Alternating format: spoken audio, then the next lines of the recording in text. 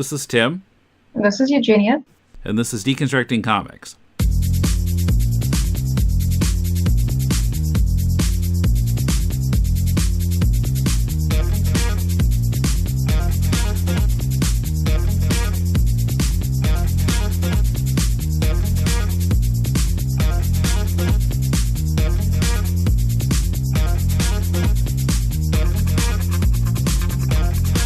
Welcome to Deconstructing Comics. This is Tim in Tokyo.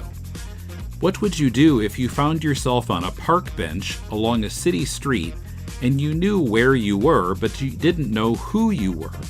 Your home, friends, family, job, all forgotten. This week, Eugenia and I talk about the French graphic novel Blank Slate, where a young woman in Paris encounters exactly this problem. There will be spoilers, but we'll warn you when we get there. Also, Prabal Purkayastha, author of Flirting with Death, tells Koom how he tried to use the structure of a comic to communicate music. That's coming up in just a moment.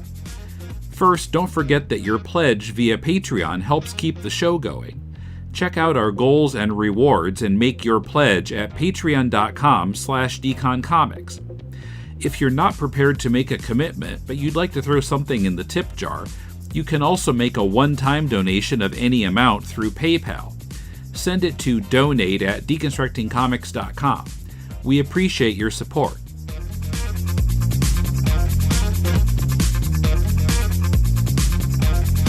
I'm Koom in Toronto, and I'm talking to somebody I met at the London Comic Con last summer in Birmingham, UK.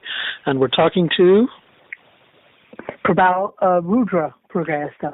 Excellent. So how are you doing? Yeah, I'm very well. How are you, mate? I'm good. So we met almost by chance. You were in the Artist Alley, and you were selling your book, which I believe is called Flirting with Death. Is that correct? That's correct, yeah, Flirting with Death. Is it Flirting with Death and Other Stories, or just Flirting with Death? Well, Flirting with Death is the name of the book. It's taken from, and the book itself is an anthology of several stories, one of which is also called Flirting with Death. So it's kind of like an album that takes, the name of the album takes itself from one of the songs. Got you. And you refer to it as an album rather than a collection of short stories. And I find that interesting because there's something musical about your stories, partly because you deal with leitmotifs of music, things like harmonies through the universe. Sometimes the visuals have musical notes on them. But did you think of this more as like an album than a collection of stories? Not initially. The way the musical theme of it came about is the first story that I wrote is called Cosmic Fish. That in the story itself, it's I think the third one. It was written initially as a screenplay set to the music of the Nutcracker. And so when it came to writing the comic script, the challenge was, well, how do you translate the emotion that music conveys in a visual form? Now, comics don't have music, but I believe they have a sound that you hear in your mind as you read it, and that was the challenge of conveying it. And I think that's where the musical aspect of the anthology of the stories came about. Oh, that's interesting. So how did you transpose this idea of music to comics? Was it through breakdowns, rhythm between panels? Yeah, so it is the rhythm. In a comic, the voiceover and the way the panels come one after the other, they can convey a rhythm, a rhyme, and between that you cannot hear the music, but you can feel the music if that makes sense. Yeah. And I hope that comes across in the stories. No, definitely. I mean, like I said, it wasn't what I was expecting. I was expecting sort of more of a narrative thing, but what you got is a really lovely art piece. And what about the colors themselves? Like, was that orchestrated by you in terms of the musical melody you were feeling, or was that purely an artist's choice? Well, me and Lyndon, who's the lead artist on this, we work quite closely. It's difficult, I mean, to say where my contribution starts and ends and where his, begins and ends either. It's all so mixed together. It's difficult to say. It certainly helps when the artist and you are on the same page and sort of, of one mind. And I felt a kinship with Lyndon's art, and I think he felt that with my writing. So we were both of one mind, I would say. Did you know him before? Did you know him before working on this? I met him at a comic convention, and I was drawn to his art, and we started talking, and that's how this came about.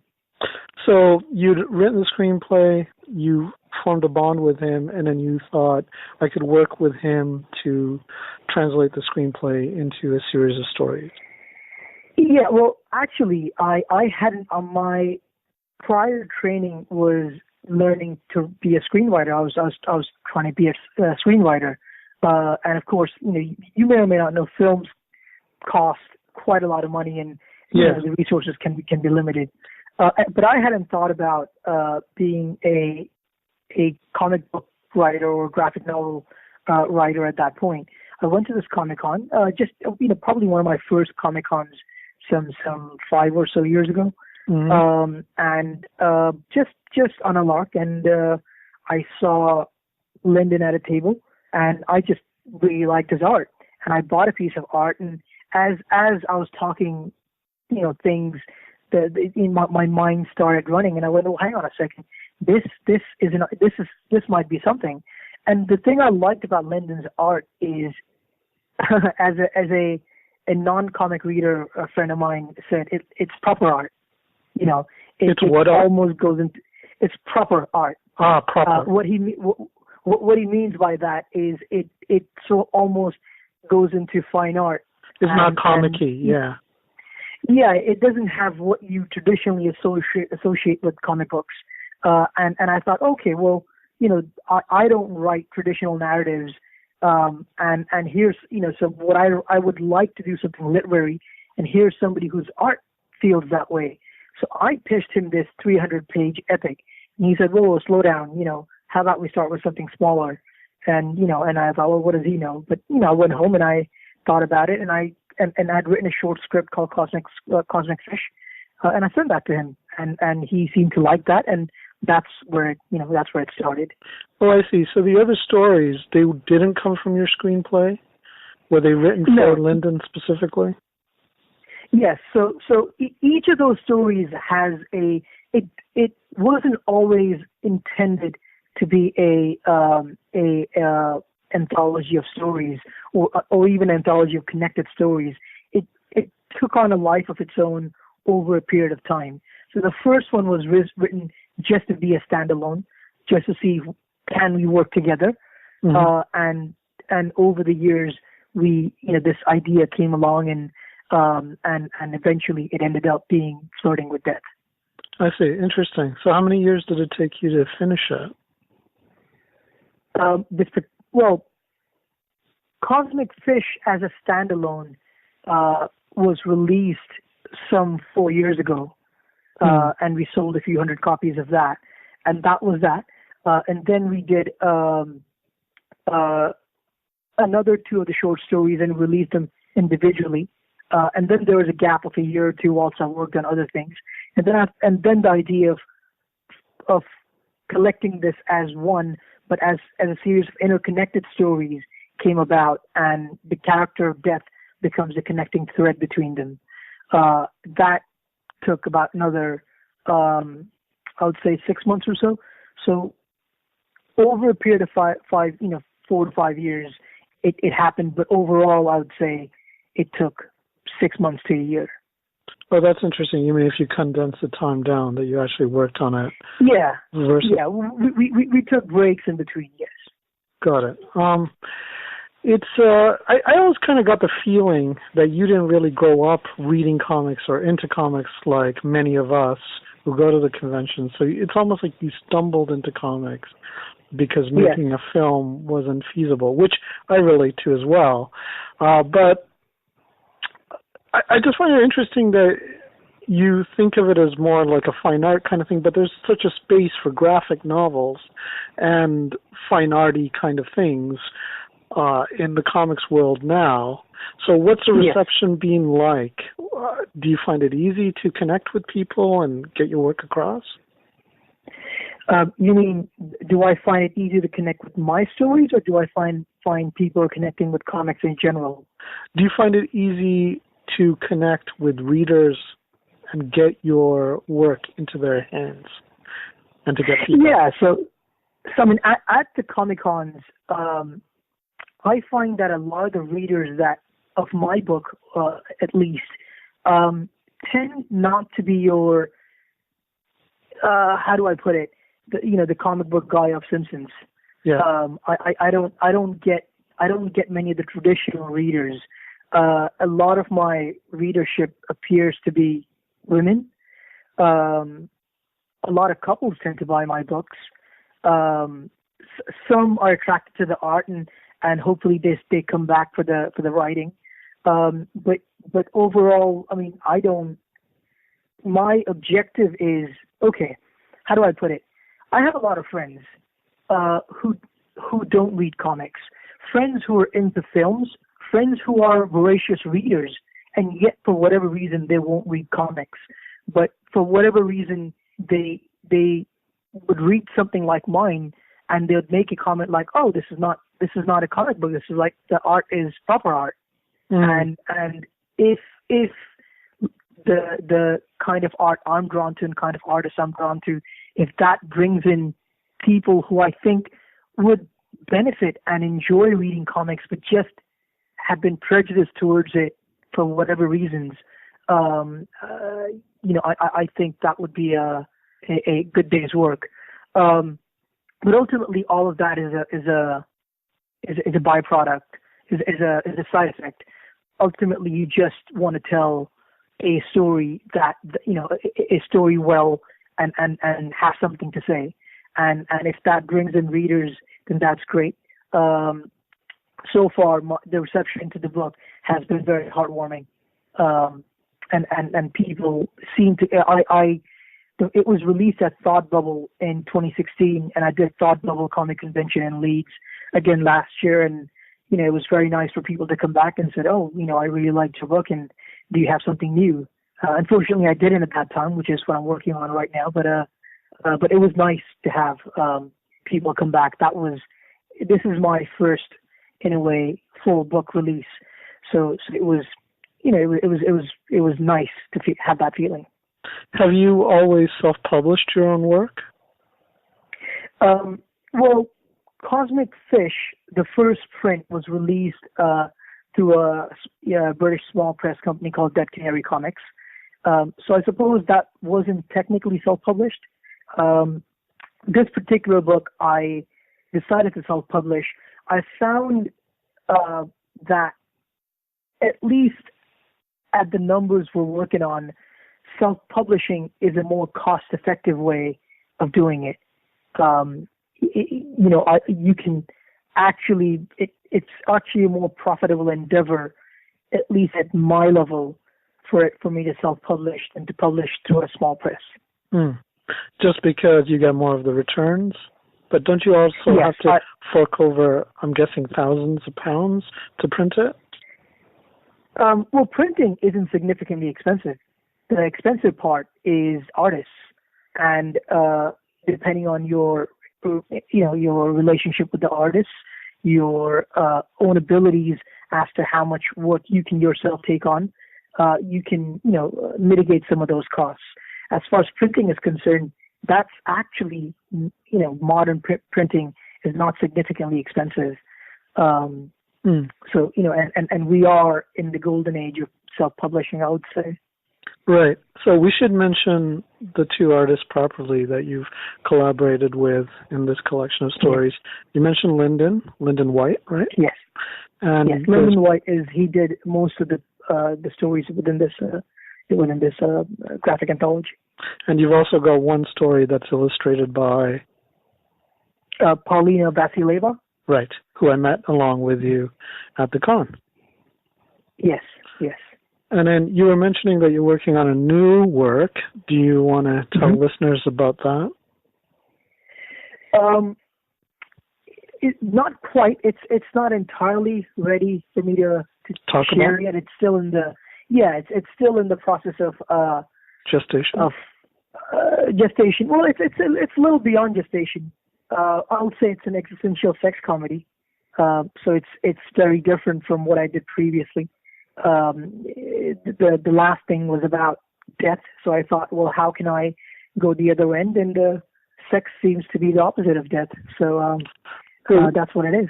Will you use a similar style of writing where they're sort of more like tonal poems rather than stories? And they're not even essays, really. They're sort of like these little performance pieces. Yeah, I guess the stories within Flirting with Death can be seen that way. But no, this is, the next thing that I'm writing is the exact opposite of Flirting with Death. Like a full-on narrative graphic novel. Yes, it's a full narrative graphic novel, whereas one deals with a lot of narration, a lot of, lyrical things. This is purely through dialogue. It's a dialogue between two people with flashbacks and flash forwards and so on and so forth. But I wanted to do something different for the next thing.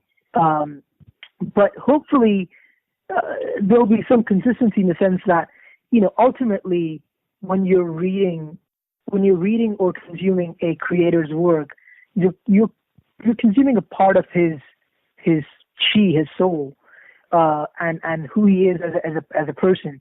So in terms of the writing style, although I'm deliberately going in a different direction, I hope there is still a rhythm and a lyrical quality in it, which is its own, but also consistent with my previous work. Gotcha. And then you're illustrating this yourself, which is very interesting. And I've seen a couple of your illustrations, which I thought were quite attractive. So tell us about the difference between, or what you anticipate the difference will be working on this one totally by yourself versus hiring a couple of illustrators. It's a very different process. But that said, when I write thinking there's no illustrator. You forget that there's an illustrator. You just write. And when I illustrate, hopefully, I would think purely as an illustrator. But I'll tell you this: when you're working with another artist, an illustrator, and you give them the pages, the script, and they send you a thumbnail or rough draft or so on and so forth, four things happen. One of four things happen. The first thing that happens is what's in your mind is exactly what's on the page, and that's a great feeling. Unfortunately, it happens very rarely. What happens more often than not is the artist has almost got down your intentions, but he's gone in a slightly different direction. So he's gone in that direction, but that direction, it works. So let's go down that way, but let's make it a bit more precise. Let's make it a bit more impactful. So then you give a few notes, so it works. It works as a narrative piece, as a piece of storytelling. The third thing that happens, and that happens rarely, thankfully, is that it does not work at all. And at that point, you get all self-righteous, and you think, well, if only the artist had done exactly what I told him, everything in this world would be great. And then you have a conversation, and then you fix it. And the fourth thing that happens is the artist does exactly what you tell them to do, and it doesn't work. And that's a very depressing thing. So you go away, you cry, you have some Haagen-Dazs, and you think about what's gone wrong, and then you try to find a solution as to why it worked on paper, in words, but not visually, and what you can do differently. And again, it's a conversation. The fourth one is definitely the most the difficult one to handle. Gotcha. Yeah, sorry, go on. So whereas when you're doing it yourself, there is no communication lag. you know exactly what you want, but then the difficulty is, well, can your hands,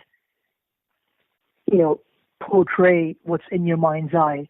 So it's a different challenge in a way. Yeah. How far away do you think you are from publishing the new work? I would say end of this year.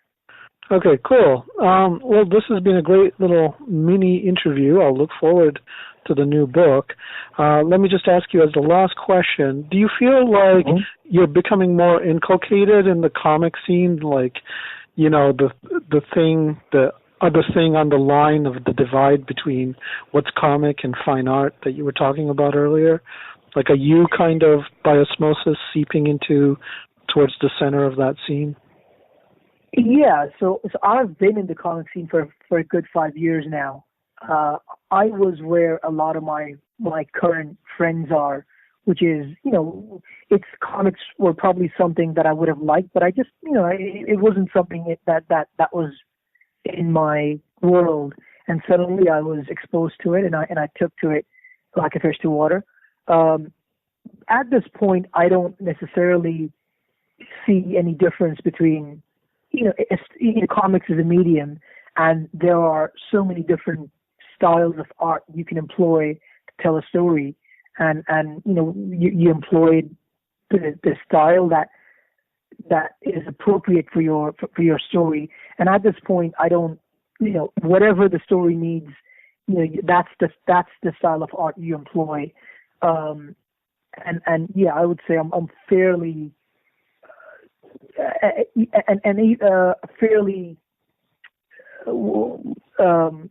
in this world now, and certainly I may not have read many comics in my past years, but in the last 5 years I've consumed comics quite voraciously, and I would from the standard superhero fare to the independent stuff, to, and a lot in between. So yeah, I would say I'm fairly ingrained in the comic scene at this point.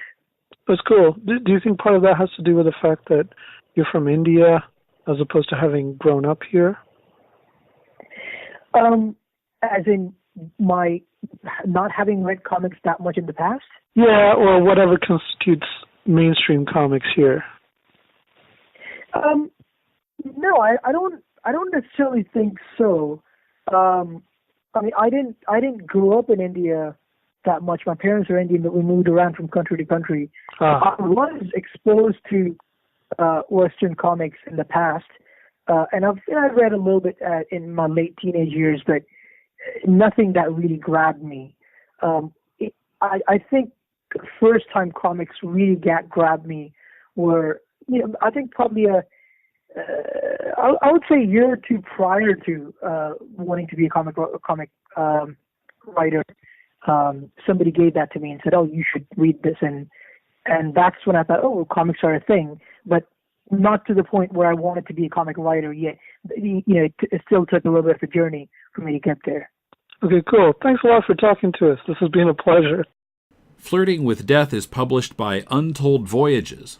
Find them at facebook.com/Untold Voyages. Coming up, Amnesia in Paris. Eugenia and I talk about the graphic novel Blank Slate.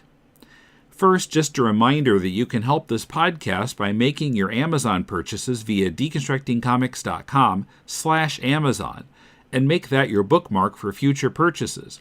We'll then get a percentage of what you spend. It costs you nothing extra and helps us cover web hosting and the other costs of presenting this show every week. We really appreciate your support.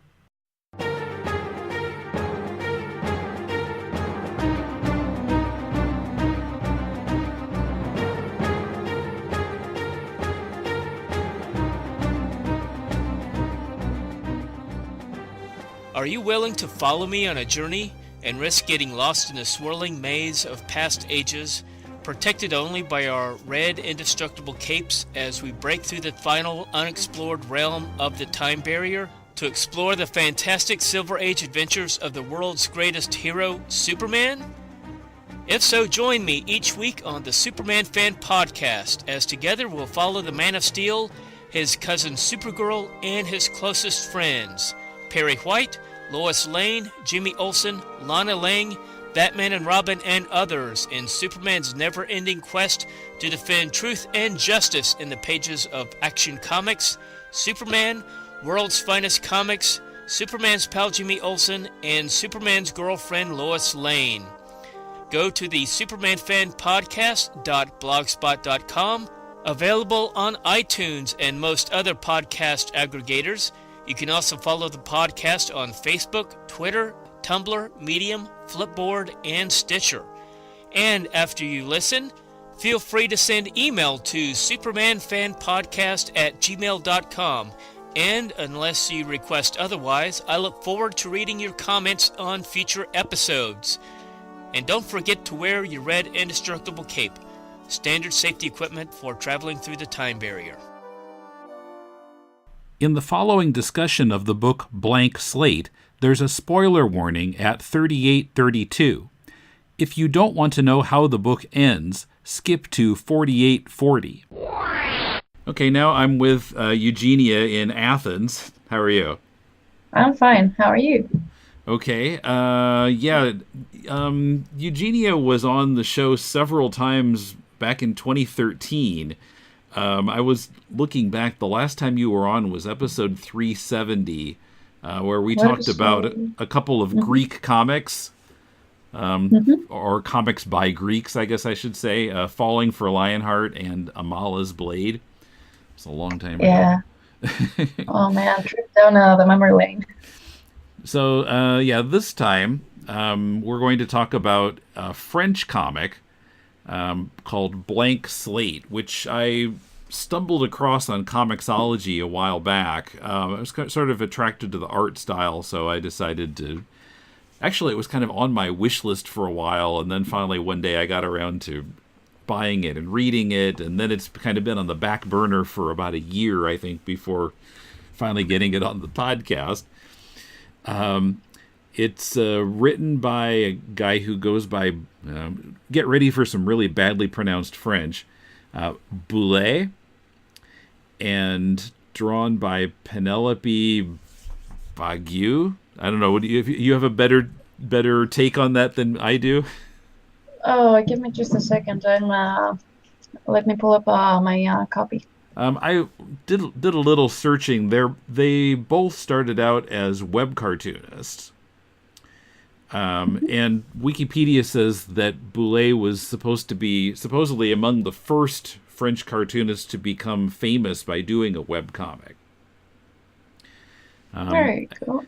And webcomic in French, they call it blog BD, BD standing for, more badly pronounced French, bande dessinée, which is comics. That's very good pronunciation. Yeah, well, I found a YouTube video that explained how to pronounce it, so I'm basing mine off of that. All right. When I'm Googling it, it only gives me a publishing house, so going to get back to you later with how they're pronounced. Okay. My take of it. Have you ever read anything else by these creators? No, not that I know of. Well, I mean, when I've been to France or Belgium or something, I will pick a couple comics, even if I can't read. All right, so I let these comics remain a little bit of a mystery to me. I take a lot of time looking at the images. I try to decipher the text as best as I can, but it's part of the allure, you know? Yeah. But even like that, I don't think I've read any other of their work before. They've both done. I guess they are both writers and artists. In this case, they're dividing the work, but they've both independently published stuff that they wrote and drew. This book came out in English in March 2016, published by Delacorte. Mm-hmm. And I sort of wished that they had translated. I mean, they translated all the dialogue, but other things like signs and stuff like that, they, in the art, they left in French. In a few cases, I kind of wished that they had translated that stuff too, but I know that's a little harder to deal with when it's something that's within the art. Yeah, plus to be honest, I think it adds a little bit to establishing the place. Yeah, that's You true. are in Paris, you can see it in every way, in every sense. Yeah, it would look weird And if it's to most readers, Paris, yeah. but it's written in English, Yeah, and to most readers that are not in Paris, it also adds a little bit of, I don't know, to the confusion that the artist convey in the first, pretty much the whole comic. Yeah. Now, so before we kind of talk about this, we're going to have to give a spoiler warning before we talk about the ending. But it's a little difficult to avoid talking about the ending because it's kind of the whole point of the comic. But first, we can talk about the earlier part of the book. It starts out with a young woman on a bench along a street in Paris, and she doesn't remember anything about her life. She thinks she was just crying a moment before, but it's like she just sort of appeared there. She doesn't remember anything that happened before. She doesn't remember her name or anything about herself. She remembers like general things, like where the train stations are. She remembers Paris, but she doesn't remember anything about herself. But she's able to piece together that her name is Eloise Pinson, and she figures out where she lives and where she works, but she can't seem to find anything that really like jogs her memory about what she was like before, or what she was doing, what had happened to her, where her family is. It's all just a mystery. And it's very beautifully handled. It really puts things in perspective. Like, what would you do if that happened to you? She's lost at first. She's upset, of course, and it's all very human. And the reactions are very realistic. It's not just some drama-laden reactions to promote the plot for another reason than like big impressions. Mm-hmm. Yeah, I thought it was well thought out. I think about what would you do if this happened to you? What kind of reaction would you have? How would you feel? How would you try to figure out what happened?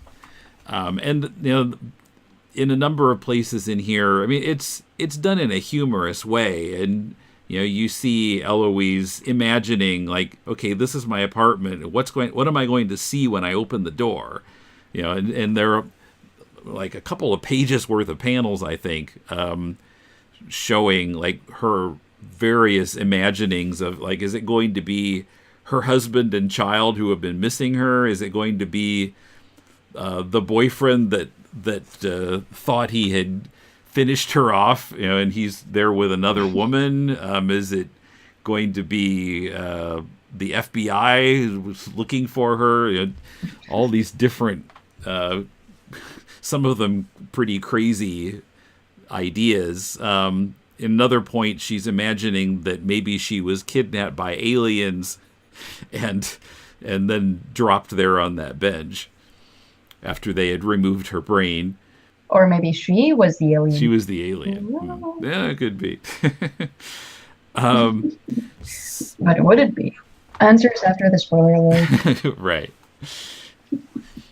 Then that was pretty amusing, but then there were a few places where that became a little confusing because it was not showing us what she was imagining. It was showing like a flashback of something that had actually happened. I mean, not from before she lost her memory, but stepping back a little bit to maybe some scenes that were skipped over. So it was a little tough to tell the difference, what is happening, in the sequence, but not too confusing. No, and I think that I didn't backtrack much. Like I kept reading forward, and it was made to be clear on hindsight. Yeah. Like I think they made many decisions that made the some comic pages confusing at first. But I think that only added to the mystery. Like you're intentionally confusing your reader. You're getting them to feel for the character that's in a place that she's confused herself with everything that's happening. So you get to share that. Yeah.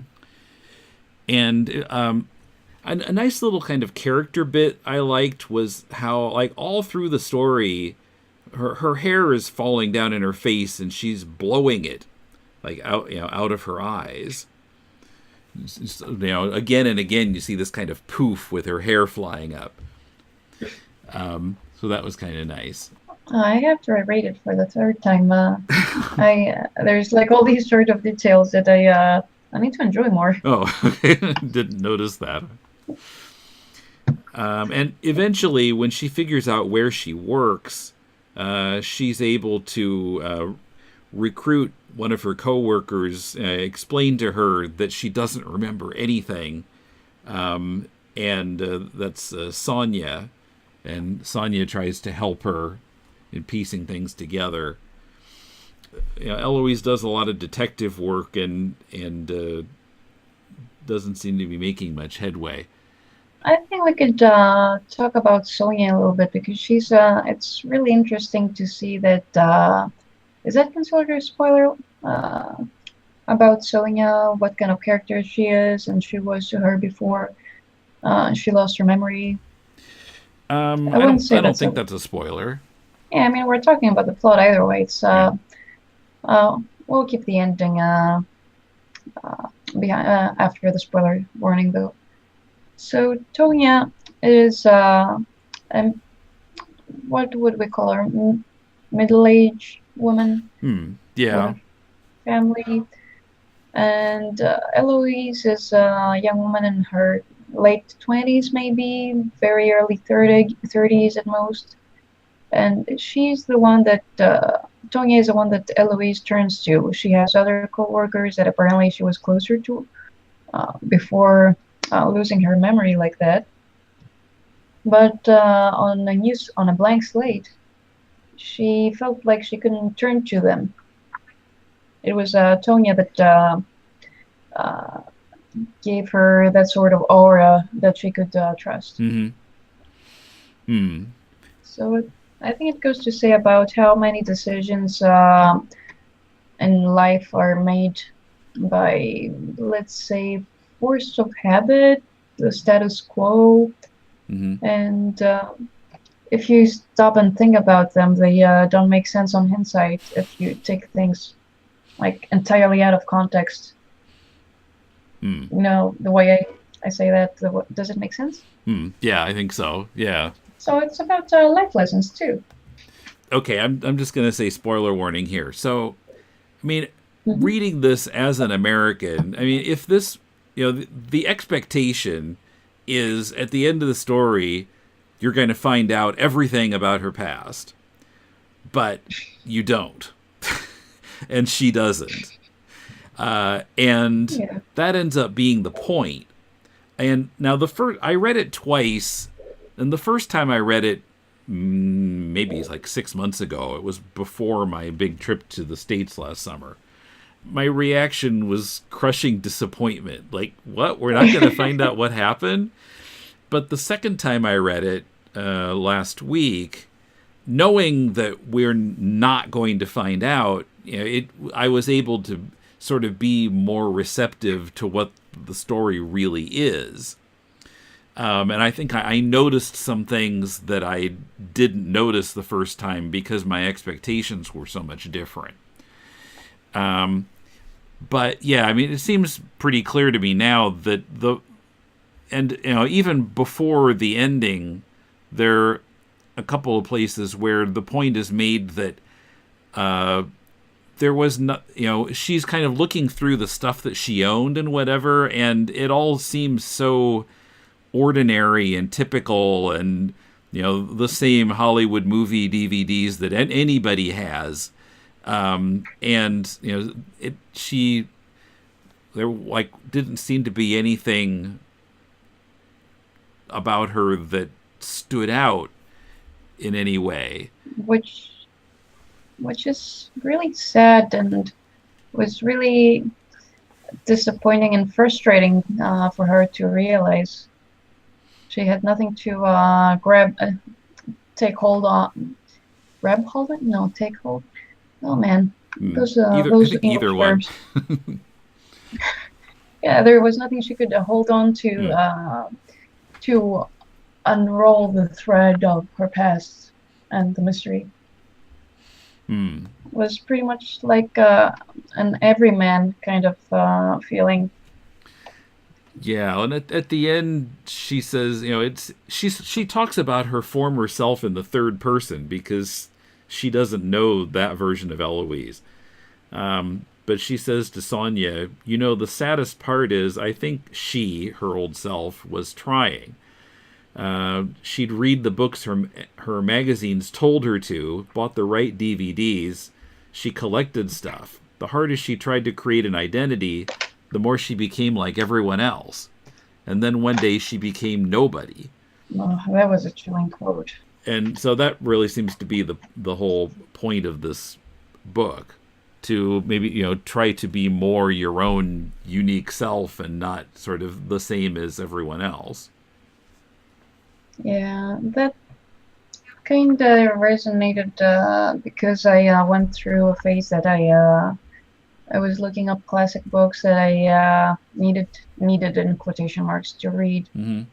And well, I did enjoy them, though. It's not like I did it because everyone says you're supposed to. I went through the whole Sherlock Holmes bibliography and then on to Asimov. And I spoiled myself pretty bad because I confused the first for the last books in the series, the Foundation series. Yeah. But to be fair, it got me hooked because Asimov's writing style really improved in his later works. Great visionary, amazing imagery, mediocre writer. I'm sorry, Isaac. I love you the same. So yeah, back to Eloise, though. Yeah. Now, keeping the ending in mind, I wondered if the author was trying to communicate something with an earlier scene. So Eloise, not letting on to her other coworkers that she doesn't remember anything about them or her past interactions with them. She's invited to go out after work, and she's talking to Sonia about it and finds out that Sonia has never been invited to go along with the others after work. And it's not quite clear why that is. It's never really explored. I don't know if it's because she's just older than the others, or if there's something that they don't like about her, or if it's meant to suggest that Sonia is more kind of her own person and not sort of the same as everyone else. I don't know, what did you take from that? We later find out that Sonia has a child and family, so it did strike me a little bit like she wanted, like she would like to go out, but then again, looks like she really takes her responsibilities to her family seriously. I don't know, it's a bit ambiguous in that sense. Mm-hmm. Like she says, "Oh, I've never been invited," and you get a sense of sadness. Yeah. But then she talks about having a family and that she needs to go back, and that she knows she has to do something else. So I don't know how to put it in words. Like, maybe she would like the idea of going out, but not enough to make it happen with these people specifically, maybe. Yeah, I I mean that's yeah. It's not clear that she might not be able to go even if they invited her, because of her other responsibilities. But it's also interesting that sometime before the ending, Sonia is surprised that Eloise is able to kind of do the calculations of the restaurant bill,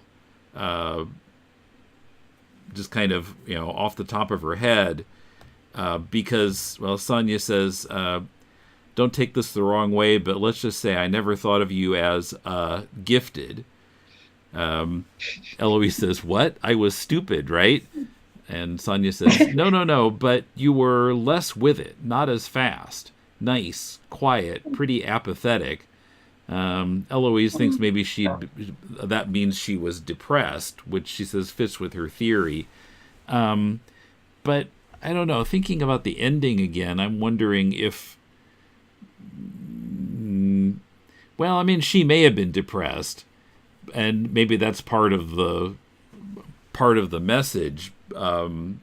But maybe because she's forgotten all of her old life, now she's sort of more on top of things, kind of starting fresh. The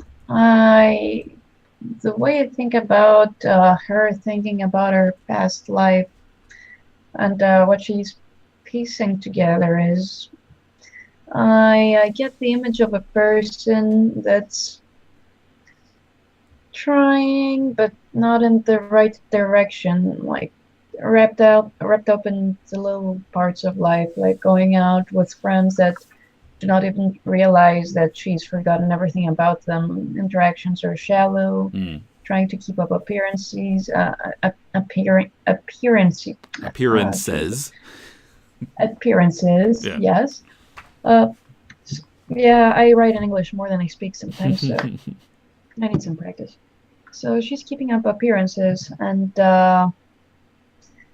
she's trying towards the wrong direction.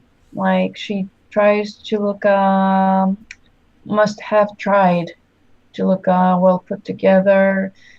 She's got her stylish clothes. She's cute. Looks like she would take her appearance seriously from what we pieced together. So it's a facade of sorts, and she doesn't care to didn't seem to building behind that in a way that mattered. Like following the advice of, what movies you should see, what books you should read. And didn't, she was given, maybe I'm putting a little bit of myself into that, but maybe she was given all the answers in life and she never thought to ask questions. Yeah. Which went exactly the opposite way after that bench where she forgot everything. Yeah. Yeah, so I thought this book was enjoyable. Maybe once I got past what doesn't happen in it, I do think it's a well done book, interesting, and I would like to read more by these creators.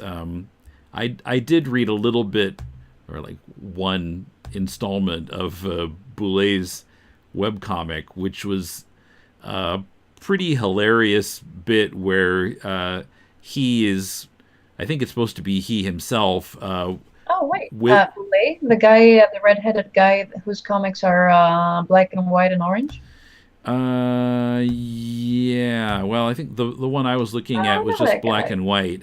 English.bouletcorp.com. Oh, I know that guy. I know his webcomic. Okay. Oh, it's lovely. Yeah, so this one that comes up, I guess it's the most recent one as we're recording this. The title is Duel, and he is, well, we don't know where he is until the end of the comic, but he and this young woman are in a restaurant, and the waitress keeps filling up his water glass, and he just can't stop himself from drinking it, and then she just keeps filling it up again, and until, in the last panel, he's just full of water.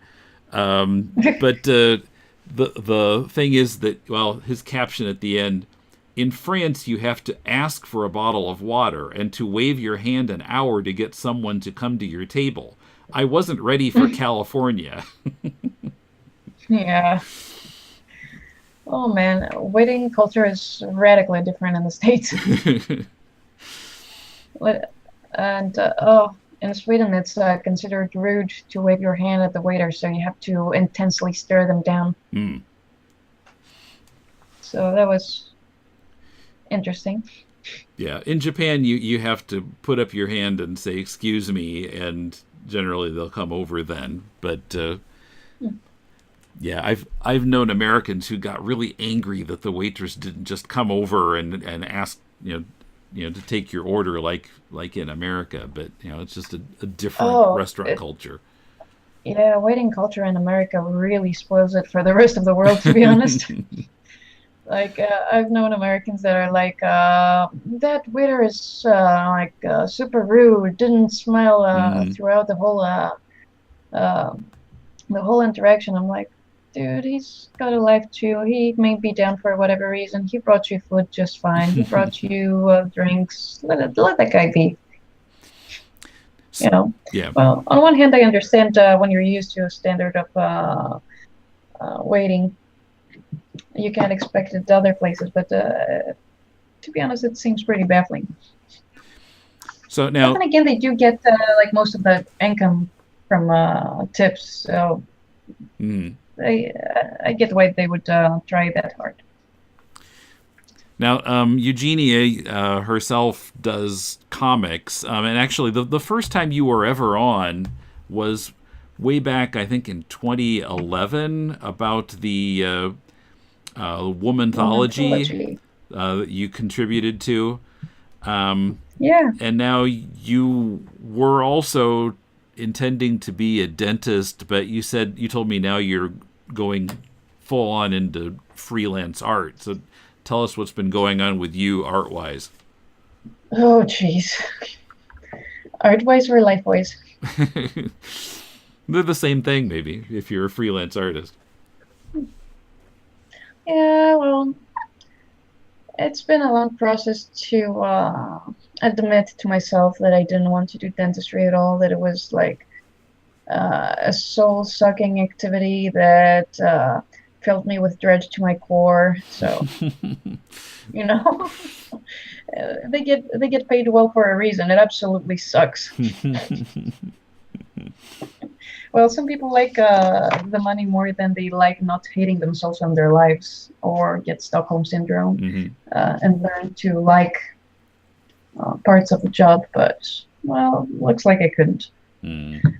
So after that, I admitted to myself, and I worked for a while as a designer for a Greece-based video games site, like Flash games, chat, and so on and so forth. Then I left that job in anticipation for some life changes that unfortunately delayed, so I got some time for myself and worked on a personal project which was published in Greece, which is called Hubris. And I am looking into getting it out there in English too. It's pretty much the story of what would happen if we could scientifically prove that reincarnation is real. And how the world would react to it, a lot of questions, a lot of answers, more questions than answers. Okay, yeah, I think didn't you put something about that on Facebook or something? I feel like I saw a page of that somewhere. I spammed a whole bunch of that. I got the first pages in my on my site, kumaki.com, which is tragically underdesigned at the moment, but it's up and running, so I'll take that. Okay, yeah, that's good. And, It's out there. People can look at it. So, and I'll put a link in the show notes. oh, thank you. I'm more active on my Facebook page for now, Kumaki Comics. Mm-hmm. Okay. So that's where most of the content gets shared for now. Hmm. So I did that, and then I took part in a couple other anthology books. One was Femme Magnifique, curated by Shelley Bond, the one and only. Mm-hmm. And it featured stories of women from all throughout history that challenged the norm, that contributed to science, literature, art, or any way possible in their areas of expertise. So I collaborated with Mike Carey on his story. He chose Rosalind Franklin, who was a physicist in Europe last century, and she worked on discovering the DNA structure. Okay. And so Watson and Crick practically stole her notes, and because they were men and whatnot, more bold maybe, they passed it off as their own discovery. While Rosalind Franklin was the one that was day in, day out of the X-ray labs, crystallizing DNA samples and figuring out how life is pretty much organized at the tiniest level. And what makes it even more tragic is that Rosalind Franklin actually died from a long-term exposure to X-rays. And she developed uterine cancer. Wow. So Rosalind Franklin did live a long life and had many academic contributions to X-ray and biology and molecular studies, sciences. So by no means did she let Watson and Crick weigh her down in her career. But all the same, I think it's really important to know these two for the frauds they were. I see. Yeah, I'm feeling strongly about them. Well, there seem to be a lot of similar frauds through history.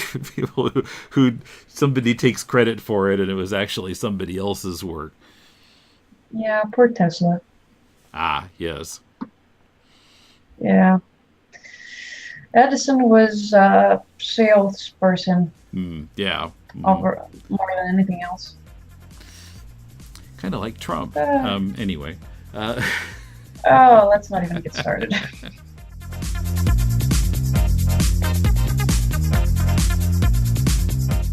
Blank Slate is published in English by Delcourt. Tell us what you think. Write us at mail@deconstructingcomics.com, Twitter @deconcomics. Like our Facebook page or join our Facebook discussion group. Find all the links on the right sidebar at deconstructingcomics.com. We're also on YouTube, on the Comics Podcast Network at comicspodcasts.com, and on comiccon.com, where our new episodes appear a few days before they show up anywhere else. Also, please give us a review on Apple Podcasts, Stitcher, Google Play, iHeartRadio, or wherever you find podcasts. We really need more listeners to give us reviews and help us stand out from the many comics podcasts that are out there. Our theme is from bensound.com. Once again, don't forget to help support the show with a pledge at patreon.com/deconcomics. Next Monday on Critiquing Comics, Mulele and I discuss 2 more of the comics on this year's Pitch Anthology page from Irrational Comics, in which 5 writers are each given a chance to have 8 pages of their comic illustrated and put on the web for readers to vote on. In this episode, we'll discuss a horror comic and a superhero comic from the page. How well did the writers utilize the 8 pages they had to draw in readers? And in 2 weeks, a comic about science discussions. It's called The Dialogues by Clifford Johnson. Science Sort of host Ryan Haupt joins me to review the book, and I'll also talk to the author. Till next week, this is Tim, and thanks for listening to Deconstructing Comics.